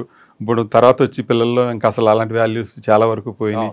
పేరెంట్స్ని చూడకోకుండా రోడ్డు మీద వెళ్ళి కుక్కలకు బిస్కెట్లు వేసి వాళ్ళు తయారయ్యారు తప్ప ఇంట్లో అమ్మా నాన్న కూడి భోజనం పెట్టరు, బయట మాత్రం బ్రిటానియా బిస్కెట్ను 1/2 లీటర్ పాల ప్యాకెట్ పెట్టి కుక్కలు పెట్టేవాళ్ళు తప్ప మనం దాని గురించి మనం కూడా అదే సమాజంలో ఉన్నాం కాబట్టి సమాజంలో ఎత్తుక్కుని ఇందులో ఎంటుకలు వస్తున్నాయని అనుకోవటం తప్పు. సార్, సాధారణంగా నేరస్తుతో కానీ కలిస్తే 6 నెలలు తిరిగితే వారు వీరవుతారు అనేది ఒక సామెత ఉంది. వీరే వారు అవ్వచ్చు కదండి. అంతేనా? మీరు వారు వీరే అవుతారన్నారు, వీరే వారు అవ్వచ్చు కదా, వాడే మారిపోతాడు. ఓకే, మీరు రాజమండ్రి తర్వాత ఇక్కడికి వచ్చినట్లున్నారు కదా, శ్రీకాకుళం తర్వాత? రాజమండ్రి తర్వాత మంగళగిరి వచ్చాను. మంగళగిరి తర్వాత అండి? మంగళగిరి తర్వాత గుడివాడ వచ్చానండి. గుడివాడ నుంచి మళ్ళీ విజయవాడ వచ్చాను. విజయవాడ జిల్లా జైలు. విజయవాడ నుంచి మళ్ళీ అనంతపురం నుంచి అనంతపురం ఏ జైలు మీరు? అనంతపురం డిస్ట్రిక్ట్ జైలు అండి, బుక్కరాయ సముద్రంలో. అక్కడ మీ మార్క్ ఏముందండి? చాలా పెద్ద జైలు. చాలా వరకు అనంతపురం జైలు అంత మునుపు చాలా వరకు వార్తల్లో ప్రముఖంగా వచ్చే జైలు. మీకు ఓపెన్ జైలు ఎప్పుడు రాలేదే? ఓపెన్ జైలు కాదు, జిల్లా జైలు. మీ జిల్లా జైలు? జిల్లా జైలు అంత మునుపు చాలా చేశారండి. నేను 2012 వరకు చేశానండి. 12 వెళ్ళాను. 14 చాలా ప్రముఖులు ఉండేవారు అందులో, చాలా మంది ప్రముఖులు ఉన్నారు కదా. అప్పుడు నాకు ముందు ఇవన్నీ అయిపోయినాయి, సంఘటనలు ప్రముఖులు ఉండటం అవన్నీ అయిపోయినాయి. మేము వెళ్ళిన తర్వాత నేను ఇంకొక జైలరు కృష్ణమూర్తి అని ఇద్దరు ఉండేవాళ్ళం. ఇద్దరం ఫ్యామిలీస్ కూడా లేవు. చక్కగా ఉదయం వెళ్ళి సాయంత్రం దాకా దాన్ని ఉతికి ఆరేసి పెట్టేవాళ్ళం, ఏమీ ప్రాబ్లమ్స్ లేకోకుండా. ఎందుకంటే అంత మునుపు ఏదైనా మైనస్ పాయింట్లు ఉంటే అన్నీ కూడా సెట్ చేసుకుంటూ వచ్చేసాం. అనంతపురం తర్వాత అండి? అనంతపురం నుంచి మళ్ళీ ప్రమోషన్ వచ్చి శ్రీకాకుళం జైలుకి వెళ్ళి. శ్రీకాకుళం జైలు అప్పట్లో అంటే శ్రీకాకుళం మీరు వెళ్ళేసరికి ఆ జైలు అనేది మిగతా రాయలసీమ ఆ టైప్ కాకుండా అదొక పీస్ఫుల్ ఏరియా, కానీ కొంచెం ట్రబుల్ మాంగర్స్ ఉంటారు అక్కడ కూడా. లేదు, ఎవరు మీకు బాగా ఇబ్బంది పెట్టలేదు? శ్రీకాకుళం జైల్లో ట్రబుల్ మాంగర్స్ ఎవరు లేరు, చాలా పీస్ఫుల్ జైలు. చాలా అంటే చాలా. శ్రీకాకుళం జైల్లో గనక మనం గనక వాళ్ళకి కావాల్సిన ఫెసిలిటీస్ అన్ని చక్కగా చేసినట్టయితే వాళ్ళు చాలా మంచి ఖైదీలు, చాలా ఒబీడియంట్ ఖైదీలు. ఏ కేసు ఎక్కువ ఉంటుంది? 490 దొంగతనం ఏముంటాయి? శ్రీకాకుళంలో అన్నీ ఉంటాయండి. అసలు రిమాండ్ తక్కువ, జైలు కెపాసిటీకి చాలా తక్కువ ఉంటుంది. 60-60 మేము ఉన్నప్పుడు 60 అట్లా ఉండేది, చాలా తక్కువ రిమాండ్. కానీ అక్కడ మీ మార్క్ ఏంటండి? శ్రీకాకుళం జైల్లో నాకు ముందు ఎవరో కూడా అటువంటి మార్క్ వేసి ఉండరు. తర్వాత కూడా అంత మార్కు పడదు అందులో. శ్రీకాకుళం జైలుకి 0.8 కిలోమీటర్స్ నుంచి నూతులోంచి నీళ్లు తీసుకొచ్చేవాళ్ళు. తీసుకొస్తే కలెక్టర్ గారి దగ్గరికి వెళ్ళాను. లక్ష్మీ నరసింహ సార్ అని కలెక్టర్ గారి దగ్గరికి వెళ్ళి, సార్ రేపొద్దున మీ పేరు నా పేరు పేపర్లో పడదు సార్, అందులో ఈ యువతల పక్క అతనేమో ఈ చేలోనేమో పురుగు మంది వేస్తున్నాడు, అవన్నీ నూతిలోకి వెళ్తే ఆ నూతుల్లో పడ్డ కప్పలన్నీ కూడా పైప్ లైన్లోకి వస్తున్నాయి, కాబట్టి మనం కొత్తగా వేయాలంటే నీకు ఏం కావాలో చెప్పి అది చేసుకున్నాడు. అట్లాగే 3,75,000 చేసి బోర్ ఇచ్చారు. నేను అప్పుడే రీయూజబుల్ ఎనర్జీ వాళ్ళ సోలార్ దగ్గర నుంచి సోలార్ వేసాను. అదే ఫస్ట్ జైలు సోలార్. అప్పట్లో వాళ్ళు గవర్నమెంట్కి ఇట్లా ఇస్తామని కూడా తెలియదు, కానీ నేను గవర్నమెంట్ తరఫున అప్రోచ్ అయితే రైతు కింద నన్నే పెట్టి పాపం సోలార్ ఇచ్చారు. సోలార్ ఇచ్చిన తర్వాత మంచి వాటర్ వచ్చింది. లేకపోతే అంతకుముందు వాటర్ లేక చాలా ఇబ్బందులు పడేవారు అనంతపురం జైలుకి. రోజు జైలుకి వస్తా 2 లీటర్ల లిమ్కా బాటిల్లో నీళ్లు తీసుకొచ్చి జోన్ చేసి వెళ్ళేవాడు వార్డులో. ఎక్కడ? శ్రీకాకుళంలో. నేను వచ్చిన తర్వాత మన దగ్గర నుంచి నీళ్లు పట్టుకెళ్ళేవాడు. తర్వాత చుట్టుపక్కల కూరగాయలు పెట్టడం, కూరగాయలు రామ్మోహన్ నాయుడు గారు ఎంపీ గారు చాలా అప్రిషియేట్ చేసేవారు. అచ్చెన్నాయుడు గారు వచ్చేవారు. ఒకసారి ఇప్పుడు రామ్మోహన్ నాయుడు గారి దగ్గరికి వెళ్ళి ఇట్లా మీరు ఒకసారి జైలుకి విజిట్ రావాలన్నా ఆయన నాకు చెప్పకోకుండా జైలుకి వచ్చారు. నేను ఊళ్ళో ఉండగానే ఆయన కలెక్టర్ గారి దగ్గర ఉండగానే ఆయన వచ్చారు. వచ్చి జైలు చూసి చాలా ఆశ్చర్యపోయి చాలా అప్రిషియేట్ అయ్యి రాళ్లలో ఇతను కూరగాయలు పండిస్తున్నాడు అని చెప్పి నన్ను మెచ్చుకుని ఏం కావాలండి అన్నారు. ఏం లేదు మినీ ట్రాక్టర్ ఇవ్వండి సార్ అన్నాను. వెంటనే ఒక 3 రోజుల్లో 4 రోజుల్లో శాంక్షన్ చేసేసి మినీ ట్రాక్టర్ ఇచ్చారు. చుట్టూతో వ్యవసాయం చేయండి, ట్రాక్టర్ లేకపోతే కొంచెం బాగోట్లేదు అన్నాను. ఆ చుట్టుపక్కల ఖాళీ స్థలం ఏది లేకుండా కంది కూడా వేసాను. శ్రీకాకుళం తర్వాత అండి? శ్రీకాకుళం తర్వాత లాస్ట్లో స్టేట్ బైఫర్కేషన్లో నన్ను తెలంగాణకి అలాట్మెంట్ అయితే చర్లపల్లి జైలుకి రావటం, ఉదయం జైలుకి వచ్చి రిపోర్ట్ చేయటం, సాయంత్రం వెళ్ళిరా బాబు అని అంటాం. ఓకే సరే, మీ మొత్తం సర్వీస్లో మీ జైల్లో ఇటు మగవారు ఉంటారు, ఆడవాళ్ళు కూడా ఉంటారు. ఇద్దరు ఎవరు ఎక్కువగా ఇబ్బంది పెట్టేవారు? ఆడవాళ్ళకు కూడా తక్కువేం కాదు, వాళ్ళు కూడా చేస్తుంటారా, లేదు కాముగా ఉంటారా? లేడీస్ అండి. సాధారణంగా లేడీస్ ప్రాబ్లమ్స్ అంతగా కాంప్లికేటెడ్గా ఏమి ఉండవు. వాళ్ళది ఏముందండి, వాళ్ళు నాకెప్పుడు కాంప్లికేషన్స్ అయితే క్రియేట్ చేయాలి. వాళ్ళ రిక్వెస్ట్లు చాలా వరకు మాకు ఇంటర్వ్యూలో వస్తే అది ఏమన్నా ఉంటే చూడండి అట్లా మాట్లాడతారు తప్ప ఇంతవరకు లేడీస్ ఎవరు కాంప్లికేషన్ చేసిన వాళ్ళు ఎవరు కనపడలేదండి నాకు. అనంతరం భర్త భార్య జైల్లో ఉన్నారనుకో, జరుగు జైల్లో, వాళ్ళ పిల్లల్ని కలుసుకునే టైం ఎప్పుడు ఇస్తారండి? ఇస్తారండి. మామూలుగా వారానికి ఒకసారి తీసుకొస్తారు, ములాఖతులు తీసుకొస్తారు. ఇప్పుడు రాజమండ్రి సెంట్రల్ జైలు ఉంది, పక్కన ఫిమేల్ జైలు ఉంటుంది, ఇక్కడేమో స్టేట్ జైలు, ఇదేమో సెంట్రల్ జైలు. అందులోంచి ఇందులోకి వస్తారు, పిల్లలతో మాట్లాడుకోవచ్చు, చేయొచ్చు. కానీ పిల్లలు కూడా పుట్టగానే పిల్లలు పుట్టిన కొన్ని రోజులకి ఆ మహిళ నేరం చేసి జైలుకి వచ్చింది అనుకోండి, పిల్లలు కూడా జైల్లోకి వస్తారు. అవునండి, అప్ టు 5 years వరకు వీళ్ళు ఇక్కడే ఉంటారు కదా. ఇక్కడే ఉంటారు. మరి వాళ్ళ కేర్ తీసుకోవడానికి ఆమె చూస్తారా, అక్కడ లోపల ఏమన్నా వాళ్ళకి సెపరేట్గా? అయ్యో, నిజంగా చెప్పుకోవాలంటే జైలు డిపార్ట్మెంట్ని బాగా డెవలప్ చేయడానికి అందరూ ఆఫీసర్లు, జ్యుడిషియల్ డిపార్ట్మెంట్ చాలా మంచి సలహాలు ఇచ్చారు. మీరు అడిగిన దానికి ఒక పాయింట్ ఏంటంటే, నేను శ్రీకాకుళం జైల్లో ఉండగా ఒక చంటిపిల్లోడు కనపడ్డారు, ఆడవాళ్ళ దాంట్లో బ్లాక్లో కనపడ్డారు.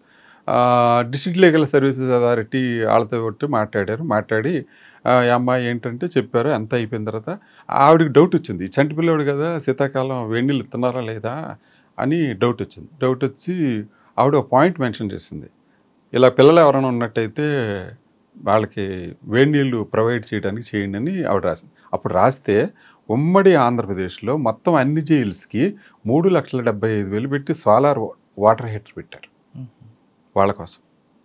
మొత్తం అన్ని జైల్స్కి ఆవిడ ఇచ్చిన సలహా అంత కేర్ తీసుకుంటారు. ఎందుకు ఒక మేజిస్ట్రేట్ గారు డిస్ట్రిక్ట్ లీగల్ సర్వీసెస్ నుంచి వచ్చి నన్ను చూశారు. సాధారణంగా మీడియా కానీ కొంతమంది ఎలా ఉంటుందంటే ఏదో క్రిటిసైజ్ చేద్దాం, జైలుకి వచ్చి ఏదన్నా ఫాల్ట్ ఫైండ్ చేద్దాం అన్న ఉద్దేశం మీదే వాళ్ళు ఎంటర్ అవుతారు. నన్ను అడిగారు, ఇది కూడా చూడండి, ల్యాబొరేటరీస్ కూడా చూడండి. ల్యాబొరేటరీస్ నేను ఎందుకు చూడాలని అడిగారు నన్ను. ఎవరు? ఒక డిస్ట్రిక్ట్ లీగల్ సర్వీసెస్. మీరు తప్పకుండా చూడాలండి, చూసి ఆ కండిషన్స్ ఎలా ఉన్నాయో మీరు అందులో రాయండి, తప్పు ఉంటే తప్పు రాయండి, అందులో ఏదైనా మిస్టేక్ ఉంటే మేము సరి చేసుకుంటాం, మీరు రాయండి అన్న. అంటే నన్ను చూడమని మీరు అది కూడా చూడాలండి, కిచెన్ చూడాలి, ముద్దాయిలు చూడాలి, వాళ్ళ బెడ్డింగ్ చూడాలి, వాళ్ళ లివింగ్ కండిషన్స్ చూడాలండి. ఆవిడ అతి కష్టం మీద వచ్చి నేను ఆవిడకి ఛాలెంజ్ చేశా, మీ ఇంట్లో కంట నా ఇంట్లో కంట శుభ్రంగా లేకపోతే నా మీద రిమార్క్ రాయండి. అంత మాట అనగలగాలంటే మన దగ్గర ఎంత ధైర్యం ఉండాలి. వచ్చారు ఆవిడ? వచ్చారు, చూశారు. ఆవిడేం అనలేక కిచెన్కి వచ్చిన తర్వాత ఇదేంటి అంది. అది పెరుగు మేడం అన్న. పెరిగిస్తారా? మజ్జిగ ఇస్తారనుకుంటా కదా, మజ్జిగ పోస్తారనుకుంటా కదా, లేదు మేడం అని ఇలా తిప్పా. ఆవిడ ఎదురుకున్నాను. ఆవిడ పడిపోద్దామని వెనక్కి వెళ్ళింది. పడిపోద్ది మేడం, గట్టిగా ఉంటుంది మేడం ఇది అని చూపించాను. అది అయిపోయిన తర్వాత రైస్ చూసి నో ఈ రైస్ నేను యాక్సెప్ట్ చేయను, దుడ్డు బియ్యం ఈ ఖైదీలే మీరు తింటారండి ఇంట్లో, మేము తింటామా అండి, మా ఇంట్లో తింటారా అండి అంది. మేడం గవర్నమెంట్ ఇచ్చే రైస్ అది, సివిల్ సప్లై మేము చేయడానికి ఏం లేదు, మీరు బాస్మతి రికమెండ్ చేయొచ్చు. అదేంటి అలా అండి? అవునండి, అప్పుడు కేసీఆర్ గారు వెనకబడిన హాస్టల్కి సన్నబియ్యం రికమెండ్ చేశారు తెలంగాణలో. మీరు బాస్మతి రికమెండ్ చేస్తే కనీసం సన్నబియ్యం అని వస్తాయి, మీరు రికమెండ్ చేయండి, తప్పే ఉంది అందులో. అట్లాగే మేడం గారు వాటర్ చిన్నపిల్లలకి రావాలని రికమెండ్ చేశారు, 3,75,000 పెట్టి మొత్తం రాష్ట్రం అంతా ఇచ్చారు. ఏమంటారు? మీరు రాయాలంటే రాయండి, రైస్ నచ్చలేదంటే రాయండి. గవర్నమెంట్ సప్లై, సివిల్ సప్లైస్ ఇచ్చిన రైసు, అందులో రాళ్ళు ఉంటే తప్పు, ఇంకేదైనా ఉంటే తప్పు, కానీ అన్నం లావుగా ఉంటే అది సూపరింటెండెంట్ తప్పు ఎలాగవుతుంది? కానీ ఎందుకండి అన్నం ఎక్కువ బయటకు వేస్టేజ్ వచ్చేస్తుంటుంది? అంటే తిన్నక లేదంటే ఎక్కువైపోయా? లేదండి, అంటే వేస్టేజ్ బయటకు వస్తారా? సాధారణంగా ఇప్పుడు మనం పెళ్ళిళ్ళకి వెళ్తాం, మీరు నేను పెళ్ళికి వెళ్తే చాలా వరకు కుడి చేతి తింటా కానీ మనం ఎడం చేయి అడ్డం పెడతాం, ఇది వేయొద్దు, ఇది స్వీట్ వేయొద్దు, ఇది వేయొద్దు అని పెడతాం. అలాగ అందరూ ఫాలో అవుతారా? అందరూ ఫాలో అవ్వరు. భోజనానికి విలువిచ్చి అది ఒక రైతు పండించాడు, అది ఎంతో కష్టపడితేనే కానీ చెమట ఉడితేనే కానీ ఈ ఇస్త్రీలోకి రాలేదు అన్న భావం ఉన్నవాళ్ళే అట్లా చేస్తారు. వేస్టేజ్ అవ్వకూడదు. నువ్వు ఎంతైనా తినటానికి లిమిట్ ఉండదు, కానీ వేస్టేజ్ అవ్వకూడదుగా. అట్లాంటి మైండ్ సెట్ ఉంటే పర్వాలా, ఆ మైండ్ సెట్ లేనప్పుడు వేస్టేజ్ అంతేనా? సాధారణంగా యూటీ ప్రిజనర్ కానీ ఎన్ని గ్రాములు రైస్ కేటాయిస్తారండి? ఎన్ని గ్రాముల కూర కానీ, ఎన్ని గ్రాముల మటన్ కానీ, లేదా ఎన్ని గ్రాముల చికెన్ కానీ? పాత స్కేల్ అయితే 1/2 kg కూరగాయలు ఉండేయండి పాత స్కేలు. అలాగే 300 గ్రాములు రైస్ రిమైండ్ వాళ్ళకి ఉండేది. చాలా వరకు అదంతా సరిపోద్దండి. మీరు అన్నారు చూసారా వేస్టేజ్ బయటకు వెళ్తుందని, దాన్ని బట్టి మీకు అర్థం అది ఎవరు కూడా ఇన్సఫిషియెంట్గా ఉంటారు. తర్వాత ప్రెజెంట్ ఉన్న రూల్ ప్రకారం ఎన్ని గ్రాములు ఇస్తారండి? 300 గ్రాములు ఇస్తారా? 300 అంటే ఆ 300 గ్రాముల రైస్ లోనే టిఫిన్ కానీ 600 రిమైండ్ వాళ్ళకి, 700 ఏమో శిక్ష పడ్డ ఖైదీలకి. 700 700 grams కన్విట్ పర్ డే. అంటే అందులోనే టిఫిన్, అందులోనే బ్రేక్ఫాస్ట్, అందులోనే లంచ్, డిన్నర్.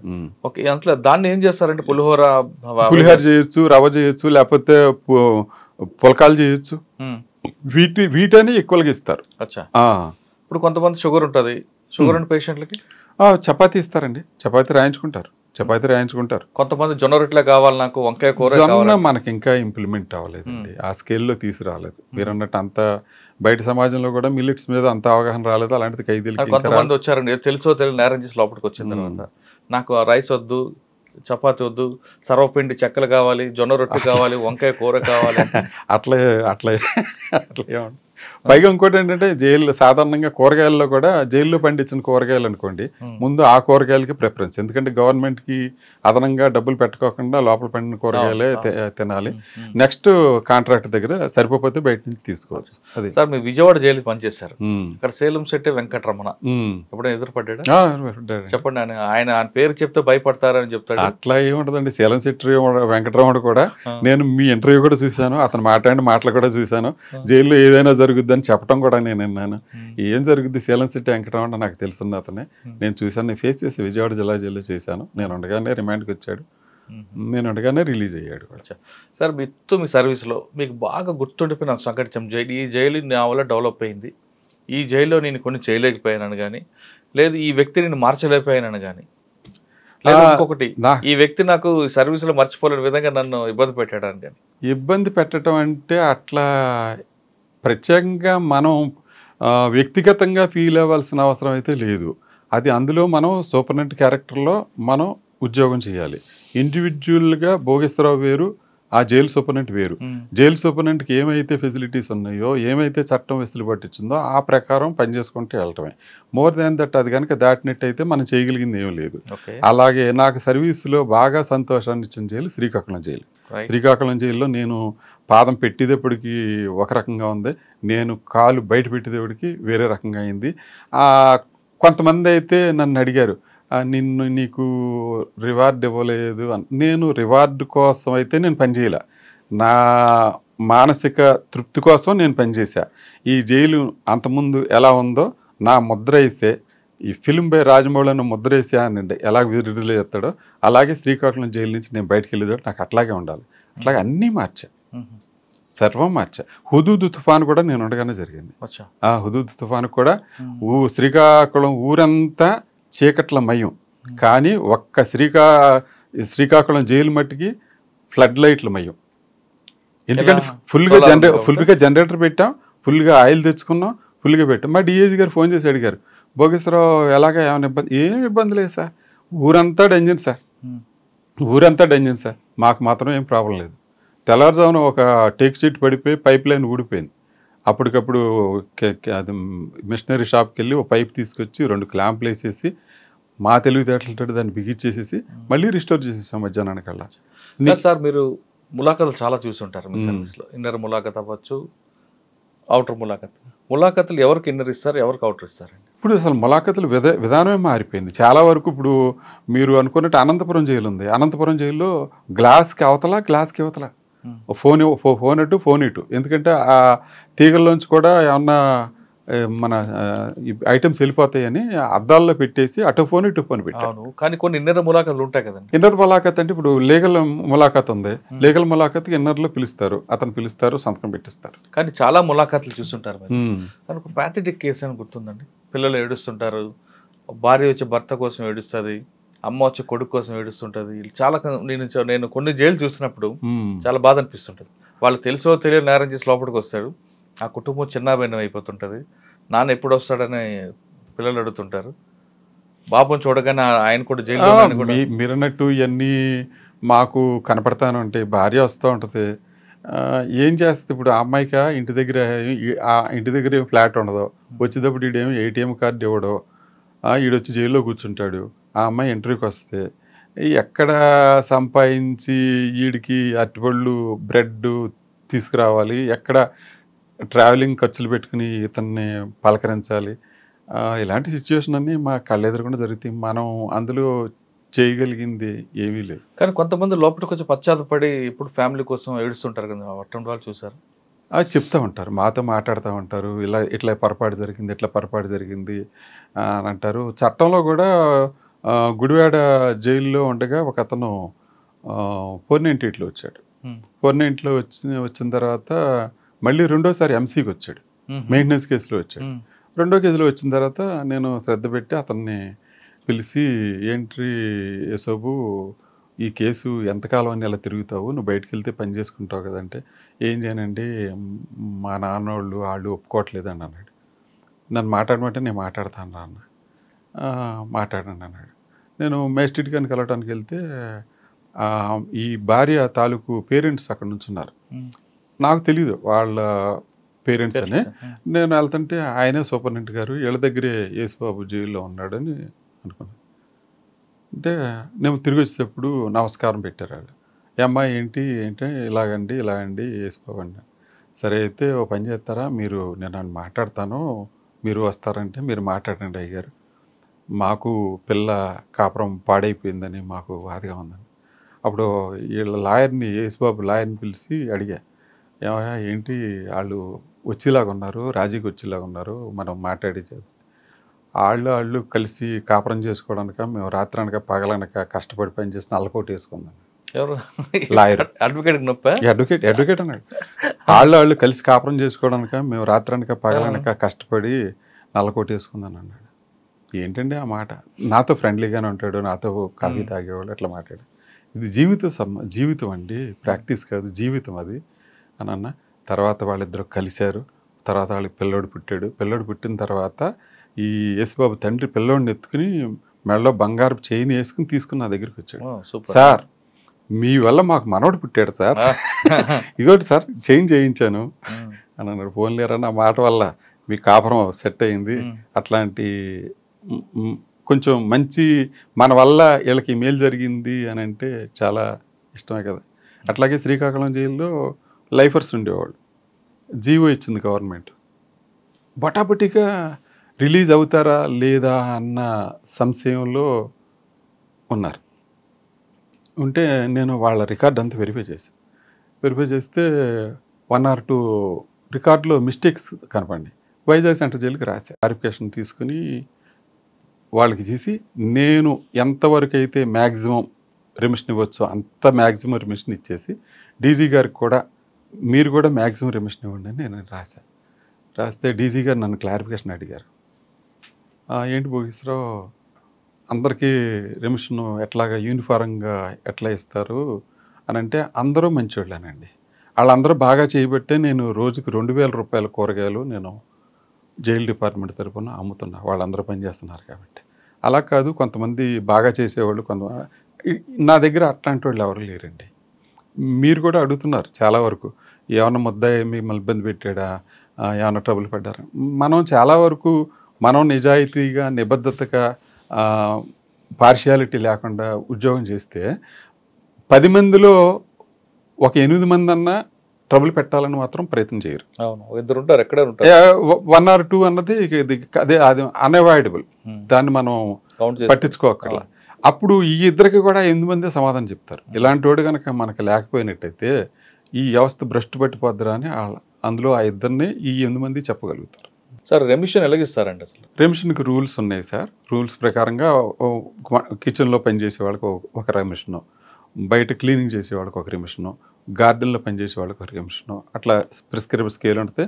ఆ స్కేల్ ప్రకారం ఇస్తారు. ఏదైనా రెమిషన్ 1/3 ఆఫ్ ది సెంటెన్స్ మాత్రం మించకూడదు. సపోజ్ 3 సంవత్సరాల శిక్ష ఉందనుకోండి, 1 year కంటే మించకూడదు అట్లా. కానీ జైల్లో పనిచేసిన ఫ్యాక్టరీలో కానీ లేదంటే మీరు చెప్తున్న వ్యవసాయంలో కానీ ఒక ఖైదీ పనిచేస్తాడు అనుకోండి, రోజుకి అతనికి ఎంత ఇస్తారు వేతనం? వేతనం అప్పట్లో తక్కువే ఉండేదండి. అదే రోజు రోజుకి మారిపోతూ ఉంటుంది.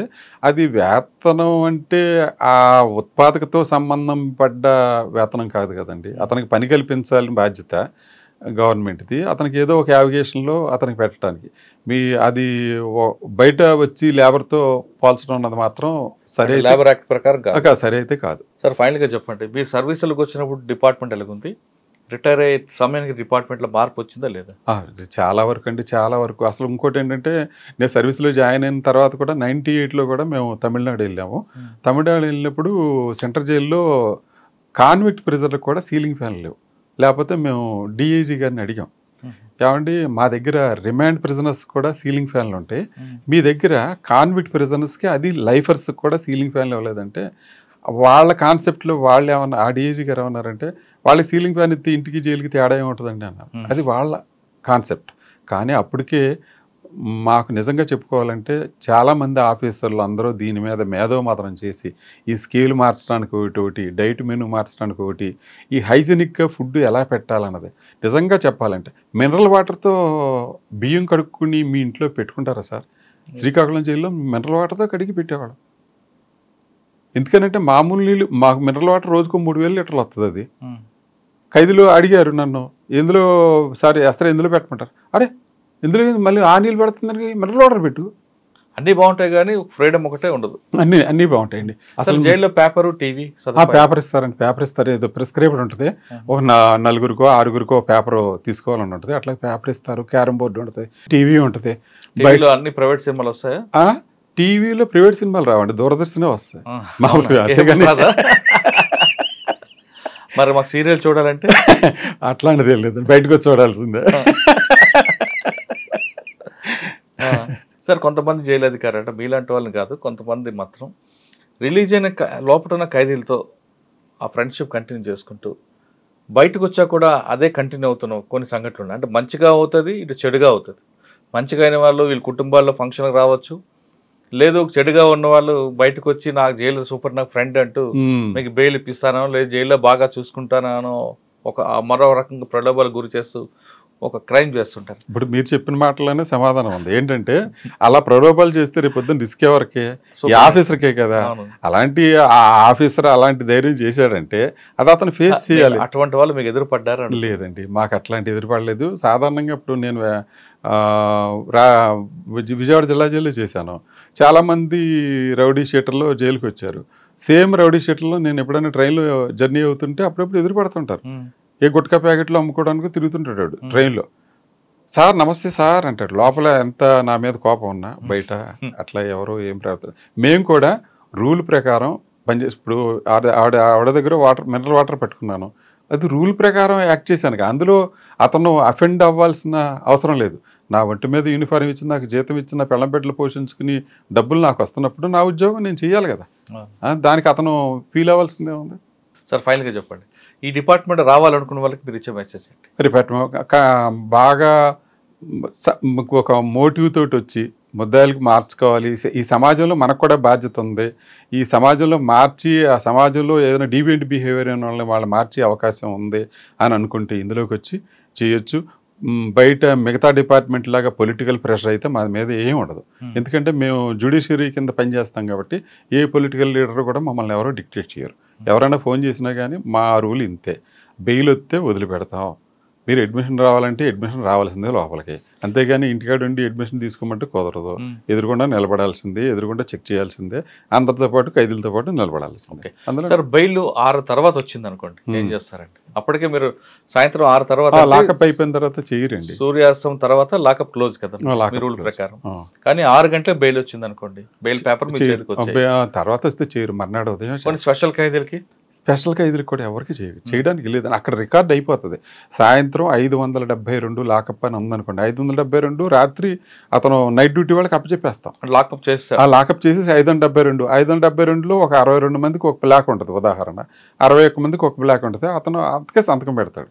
ఈ నైట్ రిటర్న్ కోర్టులు వస్తాయి. ఆ కోర్టులు వచ్చినప్పుడు వేరే చోట లాకప్లో వేస్తారు. తెల్లారుజామున మళ్ళీ 572 ప్లస్ ఇది ఒక 5 రిటర్న్ కలిపి 577కి అన్లాకింగ్ రిపోర్ట్ చెప్పాలి. అంతేగాని వీళ్ళని తీసుకొచ్చి అందులో యాడ్ చేయరు. నైట్ టైం లాకప్ ఓపెన్ చేసి అని చేయరు. కానీ బెయిల్ వచ్చిందని, బెయిల్ పేపర్ వచ్చింది అనుకోండి 7 గంటల మీ చేతికి, అప్పుడు వస్తే మళ్ళీ మర్నాడు ఉదయం అండి. మర్నాడు బయటికి పంపించినప్పుడు ఖచ్చితంగా టిఫిన్ ఇచ్చి పంపిస్తారట. ఎందుకు? ఆ పొద్దున్నే టీ తయారైపోతుందండి. పొద్దున్నే టీ తయారైపోతుంది. ఇప్పుడు సబ్జెక్టులు ఉంది ఉదాహరణ, సాధారణంగా పేదవాళ్ళే వస్తారు కానీ డబ్బు ఉన్నవాడు ఎవడో రాడు. సరే పేదవాడు వచ్చాడు, పొద్దున్నే ఆడు మామూలుగా ఒక హోమ్లీగా పొద్దున్నే లేచి ఆడు బెయిల్ వచ్చేసిందంటే వెంటనే పరిగెత్తిపోవాలి. మామూలు స్నానం చేస్తాడు, మళ్ళీ బట్టలు వేసుకుంటాడు, పాత బట్టలు ఉంటే మడత పెట్టుకుంటాడు, అన్నీ పెట్టుకుని ఉంటాడు. కిచెన్లోకి వెళ్ళి టీ అయితే టీ తాగుతాడు, టిఫిన్ కూడా తినేస్తాడు. ఇప్పుడు ఎందుకు విజయవాడ జిల్లా జైల్లో ఉండగా ఈ రౌడీ షీటర్లు ఈ చోరీ కేసులో వీళ్ళు ఎవరన్నా మళ్ళీ వచ్చారనుకోండి, వాళ్ళు దాదాపు ఒకసారి ఇప్పుడు బెయిల్ మీద బయటికి వెళ్ళి మళ్ళీ 4-5 రోజులకి వచ్చాడంటే ఎందుకు మీకు డెఫినెట్గా లోపల జైల్లో ఉంటే చక్కగా వెయిట్ పెరుగుతాడు, గ్లామర్ పెరుగుతాడు. అందులో అనుమానం టెన్షన్ ఉండదు. చక్కగా టైమ్లీ ఫుడ్, బ్యాడ్ హ్యాబిట్స్ ఏమి ఉండవు, ఆల్కహాల్ ఉండదు, గుట్టగా ఉండదు, ఏమి ఉండదు. చక్కగా ఉండేదికల్లా ముఖంలో గ్లామర్ వస్తుంది. వీడు రిలీజ్ అయిపోయి మళ్ళీ పోలీస్ స్టేషన్ నుంచి మళ్ళీ మా దగ్గరకు వస్తాడు చూసారా, ఇప్పటికి ఫోటో పెడితే బోల్డ్ తేడా కనపడుతుంది.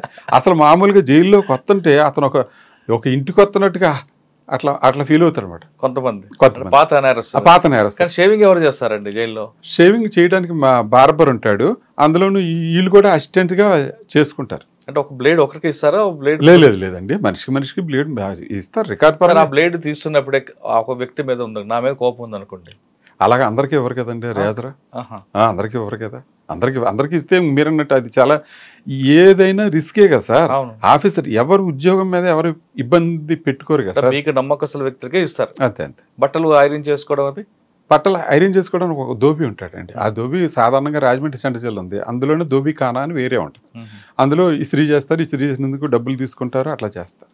జైల్ డిపార్ట్మెంట్లో పనిచేసే వాళ్ళు ఒక మోటివేషన్తో, ఒక ప్యాషన్తో వాళ్ళు మాత్రమే రండి అంటున్నారు భోగేశ్వర గారు. ఇక్కడ మిగతా వాళ్ళకి ప్రయత్నించుకుంటుంది, అదేవిధంగా పొలిటికల్ ప్రజలు అస్సలు ఉండదు కాబట్టి ఇక్కడ రండి, ఖైదీల్లో పరివర్తన తీసుకురావడానికి ఇది మంచి ఫెసిలిటీ అంటూ, మంచి ఆపర్చునిటీ అంటూ చెప్తున్నారు భోగేశ్వర గారు. ఇది భోగేశ్వర గారితో ఎక్స్క్లూజివ్ ఇంటర్వ్యూ. వచ్చే వారం మరో గెస్ట్తో మళ్ళీ కలుద్దాం. అందరూ నమస్తే, thank you sir, thank you very much. నమస్తే.